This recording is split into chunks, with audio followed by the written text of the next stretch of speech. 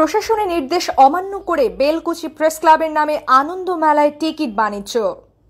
সিরাজগঞ্জের বেলকুচিতে July August গণ অভ্যুত্থানের বর্ষপূর্তি উপলক্ষে আয়োজিত আনন্দ মেলায় প্রবেশ টিকিট বিক্রি ও অবৈধ লটারির বাণিজ্যের অভিযোগ উঠেছে।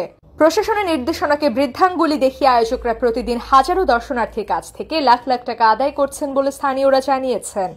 গত বৃহস্পতিবার 11 সেপ্টেম্বর জেলা প্রশাসক বরাবর 15 দিন সময় বর্ধিত করার অনুমতি চেয়ে আবেদন করেছেন আয়োজক কমিটি। এদিকে মাসব্যাপী আনন্দ মেলাটি ঘনবসতি ও আশেপাশে স্কুল কলেজ মাদ্রাসা মন্দির হওয়ায় গত 5 সেপ্টেম্বর মেলা বন্ধের দাবিতে জেলা প্রশাসক বরাবর স্মারকলিপি দিয়েছেন বেলকুচি প্রেস ক্লাবের সিনিয়র ভাইস প্রেসিডেন্ট ও মানবাধিকার কর্মী অ্যাডভোকেট শহীদুল ইসলাম।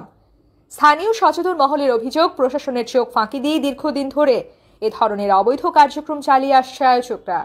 এতে সাধারণ মানুষ আর্থিক ক্ষতির শিকার হচ্ছেন এবং সমাজে জুয়া প্রবণতা বৃদ্ধি পাচ্ছে। বেলকুচি উপজেলা নির্বাহী কর্মকর্তা ইউএনও আফরিন জাহান বলেন, জেলা প্রশাসক মহোদয় নির্দেশনায় আজই টিকিট বিক্রি বন্ধের কথা মেলার আয়োজক কমিটিদের বলে দেওয়া হয়েছে। এ বিষয়ে জেলা প্রশাসক মোহাম্মদ নজরুল ইসলাম বলেন, আপনার মাধ্যমেই জানতে পারলাম, ইউএনওকে ব্যবস্থা গ্রহণের জন্য বলে দিচ্ছি। এক্ষেত্রে অবৈধ আয়ের কোনো সুযোগ নেই। মেলার সময় বৃদ্ধির জন্য এখনো ফাইল হাতে পাইনি। বিস্তারিত দেখুন তামজিদ রিয়ালের পাঠানো ভিডিও প্রতিবেদনে।